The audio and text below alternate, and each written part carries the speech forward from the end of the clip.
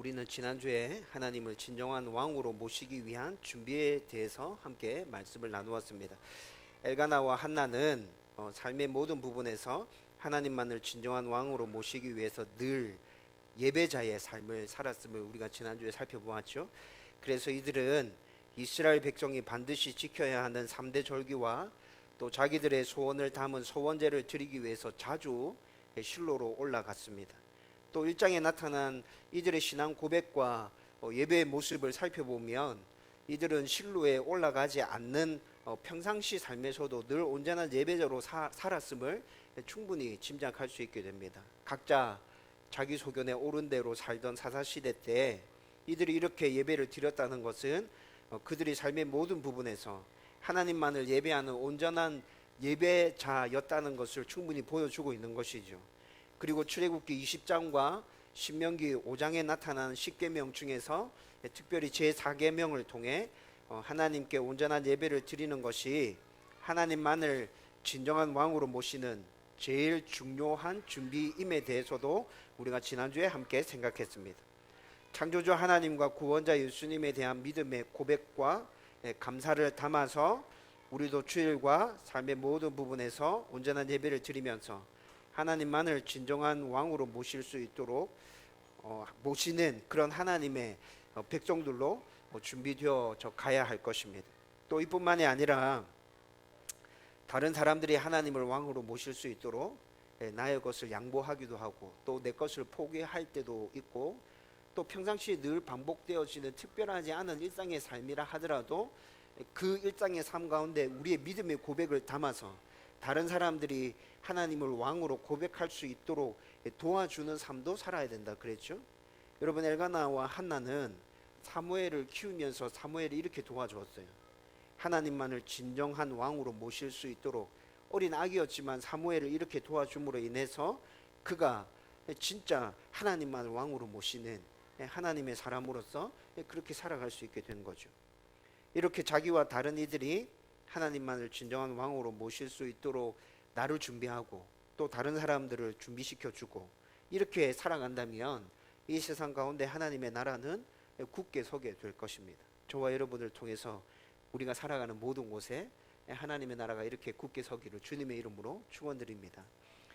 오늘은 진정한 왕으로 인한 기쁨에 대해서 함께 말씀을 나누려고 합니다. 성경은 하나님 자녀들에게 주어지는 또 하나님을 왕으로 모신 자들이 누리는 세상에 알 수 없는, 이해할 수 없는 그 평안과 참 기쁨에 대해서 계속 말씀해 주고 있죠.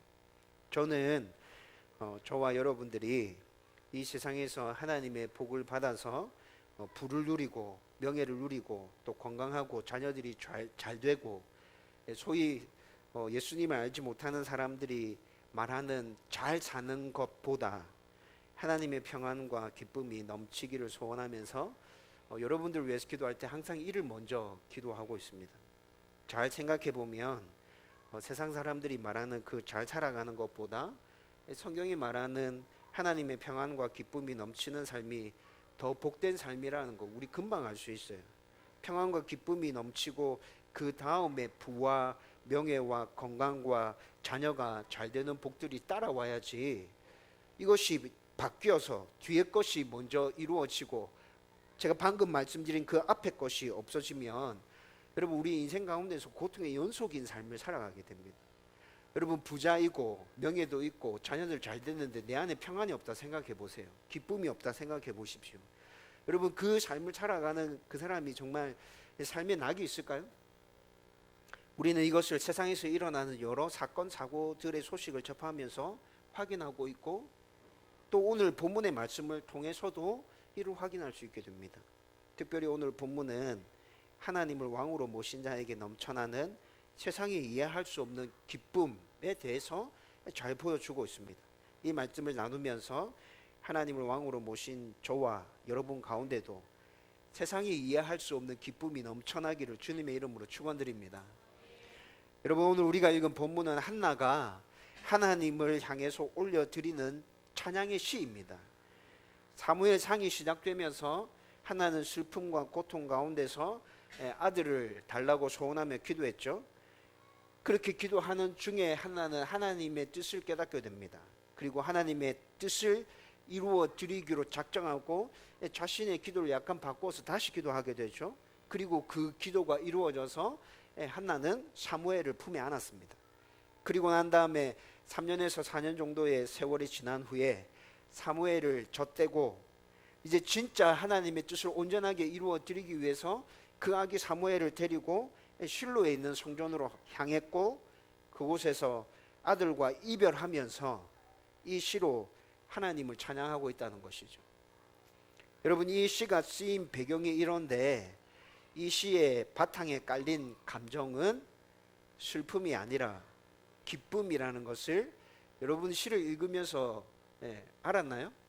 이 시의 바탕에 깔려 있는 감정이 기쁨이구나. 여러분, 다시 시를 읽어보면 이 시에 깔려져 있는 감정이 기쁨이라는 것을 금방 알 수 있습니다. 갓 젖된 아들과 이별하면서 지은 시에서 이 시에 깔린 감정이 기쁨이라는 거, 여러분 이해되나요? 이해하기 어렵거든요. 그렇지만 여러분 1절 말씀에서부터 이는 분명하고 확실하게 딱 드러납니다. 1절 말씀에 뭐라 얘기합니까? 내 마음이 여호와로 말미암아 즐거워하며 내 뿔이 여호와로 말미암아 높아졌으며 내 입이 내 원수들을 향하여 크게 열렸으니 이는 내가 주의 구원으로 말미암아 기뻐함이니이다. 이렇게 말씀하고 있죠. 여러분, 하나님으로 인한 기쁨과 승리로 인해서 자존감이 회복되어지고 즐거움이 충만하다는 것을 1절에서 지금 말씀하고 있는 거거든요. 여러분, 이 부분만 읽어도 이 시의 바탕에 깔린 감정이 기쁨이다라는 거 분명하게 알 수 있죠. 여러분, 그리고 이 시가 쭉 이어서 진행되어지는데 계속해서 이 시를 읽어보면 한나가 지금 이렇게 기뻐하는 이유가 구체적으로 드러나고 있습니다. 먼저 한나는 아들을 위해서 기도하고 그 기도의 응답으로 사무엘이 태어났고, 그리고 그를 젖먹이는 과정을 통해서 물론 이 모든 과정이 힘들고 어려운 과정을 거치기는 했지만 하나님만이 참 신이다라는 것을 다시 확인하는 과정이었거든요. 그걸 확인하면서 한나 가운데 기쁨이 생겨났다고 그렇게 말씀하고 있어요. 여러분, 2절 말씀에 한나가 이렇게 고백합니다. 여호와와 같이 거룩하신 이가 없으시니 이는 주밖에 다른 이가 없고 우리 하나님 같은 반석도 없으심이니이다. 한나와 같이 어떤 일이 힘들고 어렵기는 했지만 그 과정 중에서 하나님을 다시 발견하고 경험하게 된다면 세상이 이해할 수 없는 기쁨을 누리게 됩니다. 여러분, 이것은 4주 전에 주일날 복음을 전하는 자의 축복에 대해서 우리가 함께 말씀을 나누었거든요. 여러분, 복음을 전하는 자의 축복, 제가 무엇이라고 여러분들과 함께 말씀을 나눴죠? 복음을 전하는 자의 축복, 첫 번째, 복음을 전하면서 하나님의 능력을 경험하고 하나님의 은혜를 경험하고 하나님이 진짜 이 세상 만물의 주인 되시며 지금도 여전히 다스리고 통치하고 있다는 것을 경험하는 것, 전도자가 누리는 첫 번째 복이라 그랬죠. 여러분, 이것과 맥을 같이 하는 거예요. 성경은 우리가 믿는 하나님은 분명히 전지전능하시며 만물의 주인이시며 선하시며 우리의 좋은 아버지가 되신다고 분명하게 선언하고 말씀해 주고 있습니다. 그런데 이 하나님은 우리의 눈에 보이지 않아요. 여러분, 우리가 힘들고 어려운 일을 때로 겪을 때 하나님이 우리의 눈에 보이지 않기 때문에 그 하나님이 진짜 계신지, 그 하나님이 진짜 나의 좋으신 아버지가 맞는지 의심이 생길 때가 있죠. 좌절되고 낙심될 때가 있습니다. 여러분, 이럴 때 우리의 눈으로 직접 확인되어지지 않는다 하더라도, 하나님의 음성이 내 귀에 직접적으로 들려오지 않는다 하더라도 성경에 있는 말씀을 통해서 또 내 주위에 일어나는 상황들을 통해서 또 다른 사람들을 통해서 하나님이 여전히 일하고 계시고 그분은 살아계시고 전지전능하시고 만물의 주인이시고 나의 선하신 아버지가 되시구나 라는 것들을 확인할 때 여러분 안에 기쁨이 생기지 않던가요? 여러분, 지금 한나가 얘기하고 있는 기쁨이 그 기쁨이라고요. 그래서 한나는 지금 주체할 수 없는 기쁨이 가슴속에서 솟아나면서 내가 하나님으로 말미암아 기뻐한다, 하나님 같은 분 이 세상에 없어 라고 말하고 있다는 것이죠. 여러분, 제가 사역을 시작하고 주일학교 사역에 한창 열심을 내고 있을 때 몸이 망가질 정도로 정말 일을 많이 했었습니다. 지금 제가 앓고 있는 병이 그때 주일학교 사역하면서 생긴 병이었어요. 매일 아침에 아이들 등교할 때, 또 점심 먹고 아이들 운동장에 나와서 놀 때, 그리고 하교할 때 매일 아이들 만나러 갔습니다. 토요일 날, 그때는 주 5일 학교 뭐 이게 아니고 토요일 날도 오전에 공부했죠. 그래서 토요일마다 학교 앞에 가서 토요일 날에는 전도하는 것뿐만이 아니라 특별히 공터에다가 아이들 모아놓고 직접 예배를 드렸어요. 학교 앞에서 아이들이랑 예배 드리고, 그 예배 끝나면 아이들 신방 다녔고, 제가 주일학교 사역자지만 저도 제 반에 있었어요. 제 반에 한 20몇 명 정도 되는 아이들이 있었습니다. 그래서 토요일에 그렇게 학교 앞에서 예배 드리고 나면 제 반 아이들 신방하기 위해서 토요일에 집집마다 아이들 돌아다니는 거죠. 여러분, 이것뿐만이 아니라 화요일과 목요일에는 교사 세미나가 있었습니다. 그때 제가 하고 있던 주일학교 프로그램이 너무나도 잘 되고 있어서 많은 분들이 세미나를 해달라 그래서 제가 사역했던 그 교회 담임 목사님과 함께 화요일과 목요일마다 한 150명에서 200명 정도 되는 교사들 세미나를 하러 다녔었죠. 그리고 주일날에는 어린이 예배가 2부로 드려지고 있었어요. 오전에 9시에 한 번, 오후에 2시, 그리고 토요일날 학교 앞에서 드리는 그 예배가 있다 그랬죠. 주일학교 예배가 이렇게 3부로 돌아가고 있었고요. 그리고 어른들과 관련된 사역들도 여전히 해야 됐었죠. 새벽기도 설교도 가끔 해야 되고, 수요기도 설교도 해야 되고. 그런데 이런 것보다 정말 힘들었던 건 여름방학과 겨울방학에 있었던 4차례에 걸친 캠프였어요. 여러분, 요즘 아이들 그 회비 내고 캠프에 가잖아요. 제가 사역했던 교회에서 그 캠프를 운영했었어요. 그래서 여름방학에 4번, 겨울방학에 4번 이렇게 해서 그 캠프를 진행하는데, 이 캠프를 진행하려고 하면 거의 3달에 걸쳐서 캠프를 준비해야 되거든요. 근데 그 캠프의 기획부터 시작해서 준비와 진행 모든 것들을 제가 도맡아서 그 일을 다 진행하고 있었습니다. 여러분, 이렇게 4년을 사역하면서 제 몸이 이렇게 힘들어지고 망가졌죠. 여러분, 4년을 이렇게 지내면서 결국에는 목사님과 좀 안 좋아져가지고 사임하고 다시 또 복귀하고 이런 우여곡절을 겪기도 했습니다. 그런데 이렇게 2년이 지나는 동안에, 이렇게 2년이 지났을 때 여러분, 새로운 일이 저한테 주어질 때마다 제 안에 분노와 짜증이 치밀어 오르더라고요. 여러분, 제가 옛날에 살았던 동네가 명지 옛날 동네였습니다. 그래서 우리 마을 앞에 들판이 쫙 펼쳐져 있었거든요. 목사님이 새로운 일을 하나씩 떨어뜨릴 때마다 치밀어 오르는 분노와 짜증 때문에 뭐 어떻게 할 수 없는 거예요. 그래서 들판으로 나가서 사람들이 아무도 없는 그곳에서 소리치고 하나님께 하소연하고, 하나님 저 진짜 힘들어 죽겠어요. 하나님 저 안 보십니까? 하나님 제가 지금 꾀병 부리고 있는 것 같아요? 제가 지금 잔머리 굴리고 있는 것 같습니까? 하나님 저 진짜 미칠 것 같아요. 좀 쉴 수 있도록 해주셔야죠. 숨을 돌릴 수 있도록 해주셔야죠. 일 하나 끝나고 또 오고 또 오고 또 오고 이렇게 하면 어떻게 삽니까, 하나님? 엄청나게 그렇게 막 하고 싶은 말 그냥 들판에서 다 쏟아내는 거죠. 그렇게 하고 난 다음에 다시 교회로 돌아가서 사역들을 감당하고 했었습니다. 여러분, 그런데도 이렇게 소리 지르고 막 속에 있는 얘기들을 들판에 가서 다 쏟아내는데도 풀리지 않을 때가 있었습니다. 정말 힘들고 어렵고 더 이상 지금 내가 해야 될 이 사역을 감당할 수 없을 것 같고, 여러분, 그런 상황이 이르게 되면 아주 가끔이었는데 하나님께서 제 마음 가운데 아주 특별한 음성을 들려주셨어요. 네가 얼마나 힘든지 내가 알고 있다. 네가 얼마나 힘든지 내가 알고 있다. 그렇게 소리 지르고 있을 때 하나님께서 제 마음 가운데 네가 얼마나 힘든지 내가 알고 있다. 그 음성을 들려주시는 거예요. 여러분, 이 음성이 들려오면 힘들고 어려운 거 그냥 싹 사라지고, 그래, 하나님께서 하라고 지금 나한테 말씀하시는구나, 다시 해야겠다 하고 교회 들어가서 또 하는 거죠. 여러분, 그렇게 4년을 버텼다고요. 여러분, 그때 하나님의 이 음성이 들려올 때 제 마음 안에 생긴 감정, 하나님의 평안과 하나님 기쁨이었다고. 짜증나고 분노가 치밀어 올랐지만 그 하나님의 음성이 들려올 때 내 안에 생긴 감정은 하나님의 평안과 기쁨이었다고. 여러분, 그래서 짜증나고 화났지만 그 음성이 들려질 때 다시 평안함이 주어지고 기쁨이 주어졌기 때문에 교회로 들어가서 그 일들을 끝까지 감당해낼 수 있었던 것이죠. 여러분, 제가 모교에서 사역할 때 이런 과정들을 거칠 때 그때는 진짜 몰랐어요. 그런데 지나고 난 다음에 알았습니다. 그 과정들을 거치면서 사역자로 굉장히 단단해졌구나. 내가 하나님께서 굉장히 단단한 사역자로 나를 훈련시키셨고 하나님의 평안과 기쁨이 얼마나 중요한 것인지 나에게 가르쳐 주시는 교훈의 시간이었구나 라는 생각들을 하게 되었다는 거죠. 여러분, 이런 경험뿐만이 아니라 개척하고 난 후에 1년에 한 3-4차례 정도 급격히 다운될 때가 있다고 말씀드렸었습니다.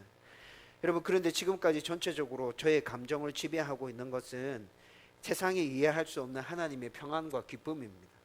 여러분, 이것은 여러분들이 저를 보고 있기 때문에 제가 3년 동안 교회를 어떻게 세워왔는지 여러분 저를 보셨잖아요. 여러분, 제가 막 불안해서 떨면서 막 어떻게 해야 될지 몰라서 그렇게 교회를 세우던가요? 그렇진 않았을 거예요. 여러분, 제 안에 진짜 하나님의 평안과 기쁨이 있었다고요. 여러분, 그리고 가장 최근에 하나님의 평안과 기쁨을 느낀 거, 경험한 거 언제냐? 지난 주일이었어요. 지난 주일 행복 비타민 축제를 하면서 하나님의 일하심을 경험하고 세상이 이해할 수 없는 그 기쁨이 제 안에 솟아나고 있었다고요. 여러분, 주일날 저녁에 잠자리에 들 때까지 너무 기뻤어요. 하나님께 너무 감사했어요. 여러분, 그리고 월요일마다 제가 가덕 기도원에 가서 기도한다 여러분 말씀드렸죠. 여러분, 상반기 때는 가덕 기도원이었는데 8월에 여름 지나고 9월에 이제 기도하러 월요일마다 가기 시작한 곳은 가덕 기도원이 아니라 좀 분위기를 바꿔서 거제도 휴게소에 저 바닷가 끝쪽에 가면 벤치 있습니다. 정자 있고 벤치 있는데 그곳에 가서 매주 월요일 한 2-3시간씩 앉아서 찬양 들으면서 기도합니다. 이번 주에도 갔죠.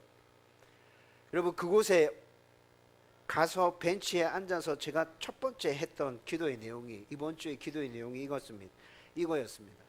하나님, 우리 성도들 때문에 영광 받으셨죠. 하나님도 기쁘셨죠. 여러분, 벤치에 앉아서 이번 주에 했던 기도가 이거였어요. 하나님 정말 기뻐하셨을 것 같다는 생각이 들었어요. 저도 기뻤거든요. 어떤 일을 통해서 하나님이 참 신이시며 나의 좋은 아버지가 되신다는 것을 확인했을 때 여러분, 진짜 이로 말로 표현할 수 없는 기쁨이 우리 가운데 솟아나지 않습니까? 여러분, 이것은 한나뿐만이 아니라 지금 저와 여러분들도 경험하고 있는 거잖아요. 지금 이 세상에서 신앙생활하고 있는 성도들도 경험할 수 있는 것이지 않습니까? 이 기쁨이 저와 여러분들 가운데 끊이지 않고 계속해서 넘쳐나기를 주님의 이름으로 축원드립니다. 여러분, 두 번째로 한나의 기쁨의 이유는 그의 고통의 근원이 해결되어졌기 때문에 기쁨이 솟아나고 있는 것입니다. 3절에서 5절 말씀 이를 확인할 수 있습니다.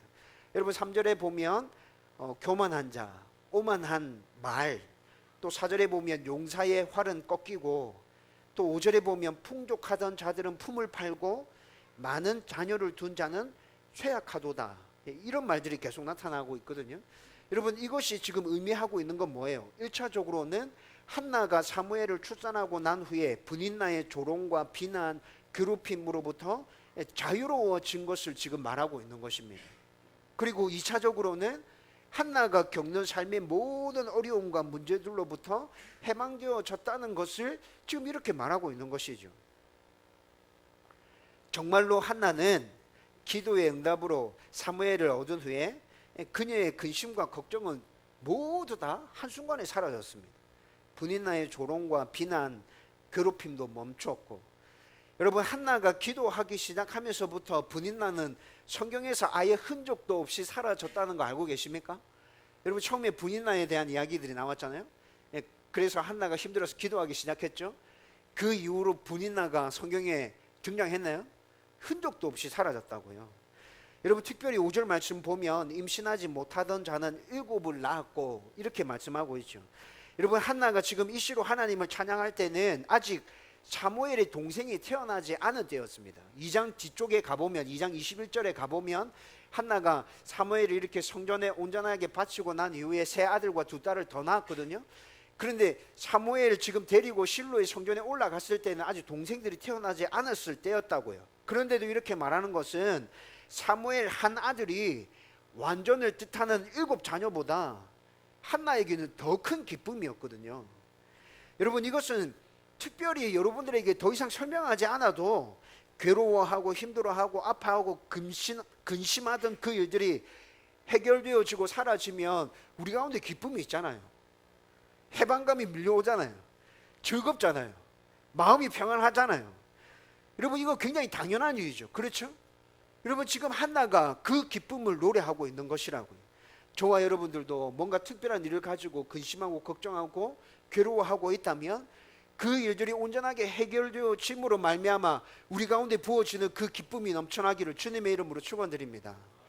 여러분, 세 번째로 한나의 기쁨의 이유는 하나님의 섭리와 하나님의 다스리심과 통치를 또다시 확인했기 때문입니다. 6절에서 8절 말씀에 이 이유가 그대로 나타나고 있죠. 여러분, 6절과 8절 말씀에 이렇게 얘기합니다. 여호와는 죽이기도 하시고 살리기도 하시며 수월에 내리기도 하시고 거기에서 올리기도 하신다, 이렇게 말씀하고 있죠. 또 가난하게도 하시고 부하게도 하시며 낮추기도 하시고 높이기도 하신다고 노래합니다. 가난한 자를 진토에서 일으키시며 빈궁한 자를 거름더미에서 올리사 귀족들과 함께 앉게 하시며 영광의 자리를 차지하게 하시며 땅의 기둥들은 여호와의 것이고 여호와께서 세계를 그것들 위에 세우셨다고 노래하고 있습니다. 여러분, 한나의 이 고백은 그가 지식으로만 알고 있는 것이 아니라 직접 경험한 하나님의 섭리와 하나님의 다스리심과 통치를 이렇게 노래하고 있는 것이라고요. 여러분, 한나는 힘들고 어려웠지만 하나님의 뜻을 이루시기 위해서, 하나님의 뜻을 이루시기 위해서 자신의 태를 닫으시는 하나님을 경험했습니다. 그리고 하나님의 뜻을 깨닫고 난 이후에 하나님께서 하나님이 찾으시는 그 사람 저에게 주시면 제가 그 사람을 다시 하나님께 드리겠습니다. 한나가 이렇게 기도했다 그랬죠. 그 기도를 드렸을 때 닫아 놓으신 태를 다시 태를 여시는 하나님을 경험했다고요. 여러분, 이뿐만이 아니라 정확하게 모든 것들을 다 이해할 수는 없었지만 자기에게 주어진 그 아들 사무엘을 통해서 하나님께서 지금 어떤 일을 하길 원하고 계신다는 것도 어렴풋이나마 한나가 이해하고 있었어요. 사무엘을 통해서 하나님께서 세우고 싶은 그 사람들 세워 나가실 거다. 여러분, 한나가 이걸 이해하고 있었죠. 그래서 그 사무엘을 저에게 아들로 주시면 다시 하나님 그 아들을 하나님께 내어드리겠습니다 라고 기도했던 거잖아요. 여러분, 한나의 이런 경험들은 하나님이 분명한 세상의 주인이시며 이 세상 만물을 다스리고 통치하고 있다는 것을 확인한 것이었죠. 세상 만물과 역사의 주관자는 분명히 하나님 한 분뿐이시다. 여러분, 한나가 분명히 경험으로 지금 다시 확인하고 알게 된 것이잖아요. 이 사실을 또다시 확인했을 때 세상이 이해할 수 없는 기쁨이 그의 가운데 밀려왔다는 것입니다. 여러분, 저는 여러분들에게 이미 한번 말했던 적이 있는데 2004년 송구 영신 예배를 드리고 난 다음에 차량 운행을 하고 있던 중에 교통사고 일어났었습니다. 여러분, 그 교통사고를 통해서 하나님의 다스리심과 통치하심을 저는 경험했습니다. 여러분, 사고 나서 차가 누웠고 제가 앞 유리창을 발로 깨고 난 다음에 이렇게 기어 나왔거든요. 앞 유리창을 발로 깨고 기어 나오면서 분명하게 하나를 깨달았습니다. 아, 하나님께서 일하고 계시구나. 분명하게 하나를 깨달은 것이 있었습니다. 여러분, 그때 세상이 이해할 수 없는 엄청난 기쁨이 제 안에 넘쳐왔었어요. 물론 사고를 낸 그 택시 기사를 향해서 엄청나게 분노하고 또 화를 쏟아내기도 했어요. 그런데 창을 깨고 기어 나올 때 제 안에 분명히 하나님 지금 이 사고 가운데 역사하신다. 그리고 하나님께서 이 일을 하고 계신다라는 것들을 알았다고. 그리고 그 사고가 처리되어지는 과정 중에서 여러분, 그때 그 당시에 제가 고민하면서 기도하고 있었던 게 4가지가 있었거든요. 그런데 그 4가지가 한 번에 다 해결되어졌습니다. 여러분, 그래서 사고 난 이후에 바로 한 가지를 깨달았고 사고가 처리되어지는 그 과정을 통해서 분명히 이 사고 가운데 하나님께서 일하고 계신다. 하나님의 섭리 가운데서 지금 이것들이 다 움직여지고 있다라는 것들을 깨닫게 되었죠. 여러분, 그래서 사고 나고 난 다음 날 병원에 가서 제 몸에 이상이 있는지 없는지 확인하고 난 다음에 이상이 없다는 것을 확인하고 바로 사역 현장으로 복귀했거든요. 몸이 굉장히 찌뿌둥하고 막 여기저기 다 쑤시고 아팠어요. 그런데 뭐 특별히 병원에서는 부러진 데 없고 괜찮다고 얘기하니까, 그리고 사고 남과 동시에 확인했던 그 한 가지가 분명했기 때문에, 그러면 내가 이렇게 있을 수 없고 다시 사역 현장으로 돌아가서 사역해야겠다 생각하고 그렇게 돌아가서 열심히 하나님 주시는 그 기쁨 가운데서 사역을 계속 이어갔었다고요. 또 2016년에 저의 진로와 관련해서 1년 동안 정말 힘들게 기도하고 2017년도에 개척해서 지금까지 사역해 오면서 하나님의 섭리와 다스림과 통치하심 저는 계속 경험하고 있습니다. 여러분 2015년 말에 호산나 교회 담임 목사님 사임하고 담임 목사님이 공석이었어요. 저도 2015년도 말에 사임하고 싶었어요. 사임하겠다고 총괄 목사님한테 얘기했는데 담임 목사님 공석이라는 이유 때문에 제 사임이 받아들여지지 않았습니다. 그때까지 제가 교육부 총괄로 사역하고 있었는데 2015년 말에 저의 사임이 받아들여지지 않고 2016년도에 갑자기 교육부 총괄에서 교구 제일 막내로 1년 동안 사역해야 됐었습니다. 여러분, 그런데 그 1년이 저한테 너무 힘들고 어려운 기간이었어요.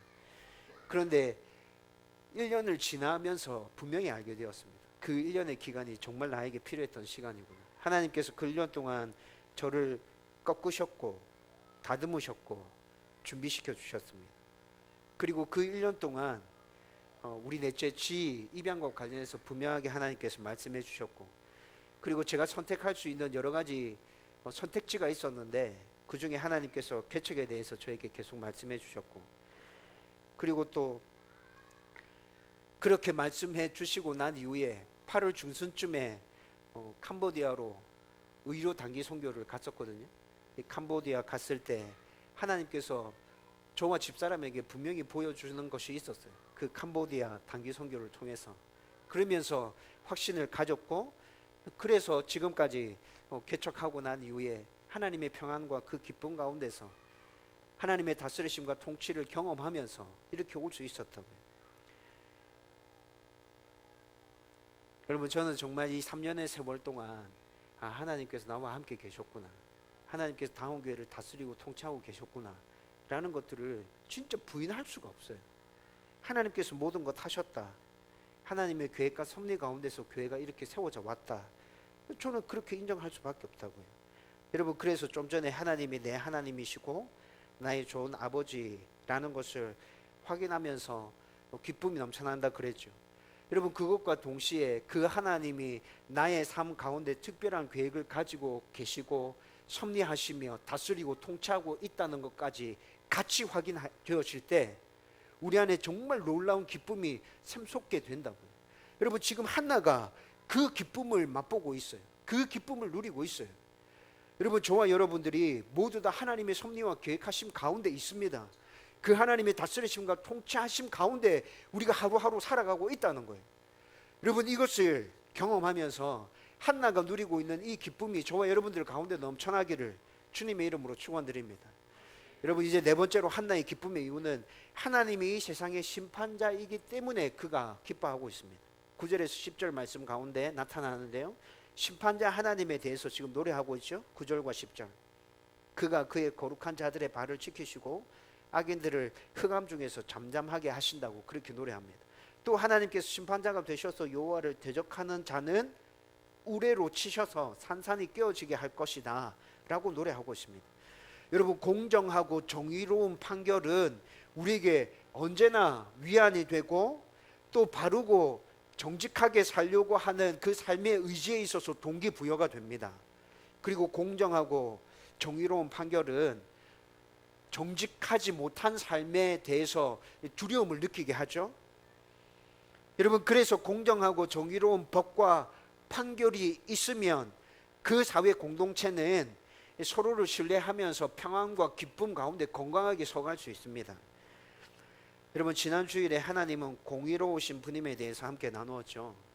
공의로우신 하나님은 언제나 공정하고 정의로운 판결로 이 세상 만물을 다스리고 통치하고 계십니다. 그리고 또 사랑의 하나님에 대해서도 생각했었는데, 사랑의 하나님은 예수님의 십자가 사역을 바탕으로 해서 이를 믿는 모든 사람을 의롭게 봐주시고 계시죠. 그래서 완벽하지는 않아도 하나님의 말씀에 순종하면서 살려고 몸부림치는 그 하나님의 자녀들에게 하나님은 위로해 주시고 격려해 주시고 또 도와주시고 은혜를 주시면서 우리를 이끌어 주고 계시잖아요. 그러나 하나님을 인정하지 않고 우상을 섬기고 악을 행하고 하나님을 대적하는 자들을 향해서는 언젠가 반드시 하나님의 공정하고 정의로운 심판이 있다는 것입니다. 실제로 사무엘상 1장에서 분인나의 괴롭힘이 있었는데 이것 때문에 한나가 굉장히 힘들었죠. 그런데 한나에게 공정하고 의로운 하나님의 심판이 이루어졌잖아요. 그렇죠? 괴롭힘을 당하는 자의 처지에서 여러분 이렇게 공정하고 정의로운 심판이 이루어진다. 여러분 이거 기쁨의 이유 맞습니까? 기쁨의 이유 맞죠? 여러분 지금 당장 공정하고 정의로운 심판이 이루어지지 않는다 하더라도 심판자가 그런 분이다 라는 믿음과 확신이 있을 때 우리 안에 기쁨이 생겨날까요? 기쁨이 생겨나죠. 한나가 누리고 있는 기쁨이 바로 이것이라고요. 여러분 지금까지 우리는 한나의 찬양의 시를 통해서 그녀가 왜 기뻐하고 있는지에 대해서 함께 말씀을 나누었습니다.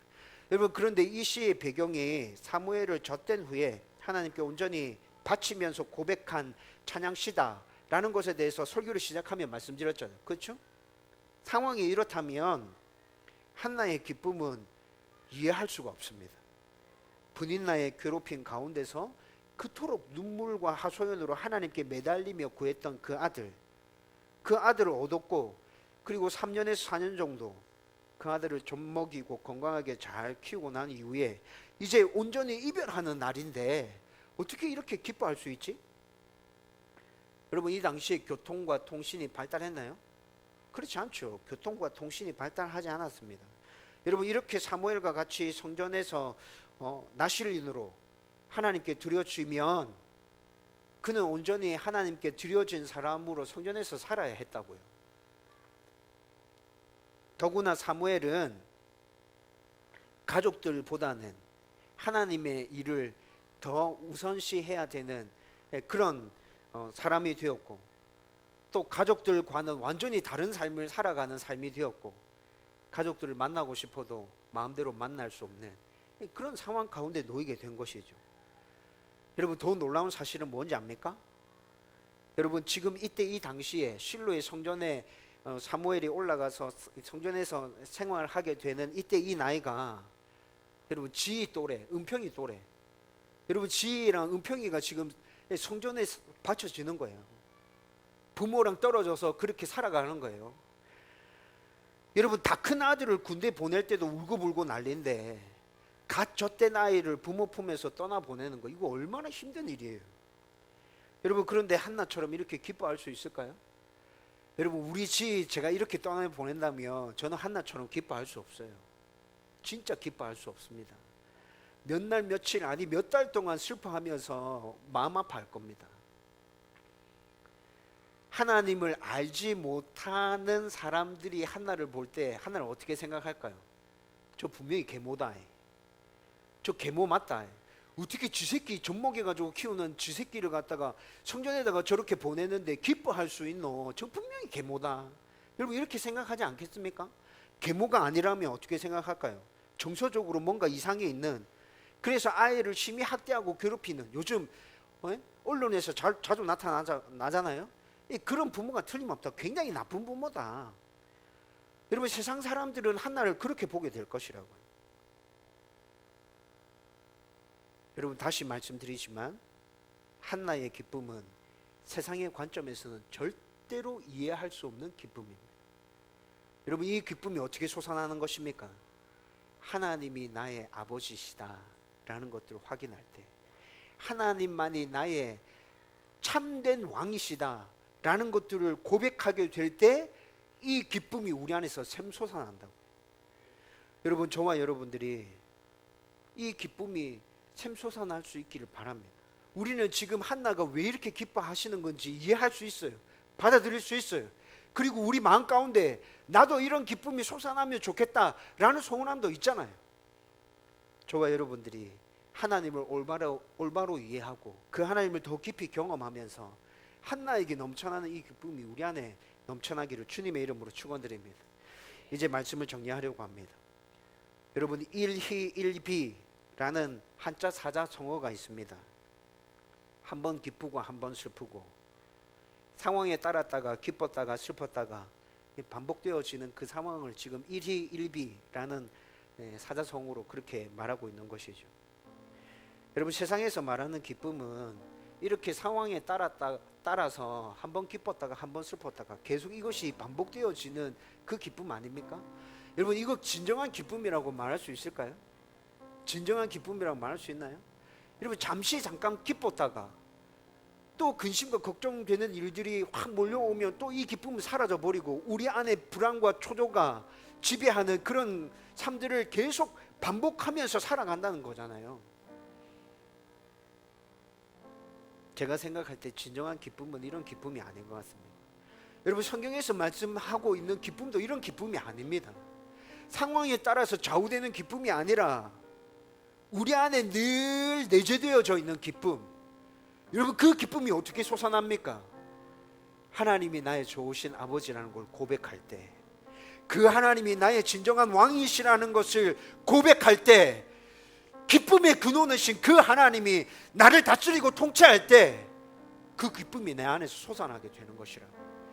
여러분, 그래서 이 기쁨은 세상이 이해할 수 없는 기쁨이라고 말하는 거예요. 세상 사람들이 우리를 볼 때는 이 상황이 이렇는데도 기쁘나? 이렇게 물어보게 될 거예요. 근데 우리 안에 하나님 계시기 때문에 우리는 그 질문 앞에 당당히 말합니다. 그래, 내 상황이 이런데도 난 기뻐. 난 평안해. 괜찮아. 나 이겨나갈 수 있어. 나 극복해낼 수 있어. 괜찮아. 여러분, 사람들이 우리의 이런 모습들을 보면서 놀랄 거예요.